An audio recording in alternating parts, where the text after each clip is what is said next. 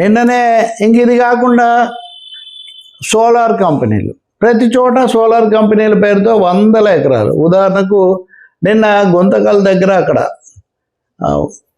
అదానీ కంపెనీకి లేదా వేరే కంపెనీలకు భూములు ప్రైవేట్ వాళ్ళకి ఇస్తుంటే రైతు సంఘం వాళ్ళు నిరసన తెలపడానికి వెళ్ళారు. ప్రభాకర్ రెడ్డి అని రైతు సంఘం కార్యదర్శి, అక్కడ స్థానిక శాసనసభ్యుడు గుంతకల్ నుంచి ఆయన ఫోన్ చేసి నానా బూతులు, మీరు వెళ్తారా లేదా, వచ్చి తంతాను అది ఇది అన్న పద్ధతిలో దాడి.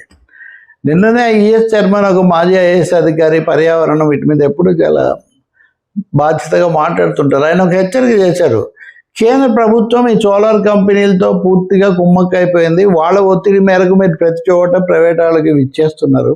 దీంతో పర్యావరణం కూడా దెబ్బతినిపోతున్నది, భూములు, వ్యవసాయ భూములు అటుపోతున్నాయి అని నిన్ననే సుప్రీంకోర్టు కూడా కామెంట్ చేసింది. పర్యావరణాన్ని వదిలేసి విచక్షణ రహితంగా ఇలా చేస్తూ పోతే ఇంకొన్నాళ్ళకి అడవి అనేది మనకు ఉండదు, మీరు జాగ్రత్త పడండి అని. ఇలా ఆంధ్రప్రదేశ్లో చూస్తే కరేడులో ఇండో సోలార్ కంపెనీకి భూములు, ప్రతి చోట ఇదే తతంగం.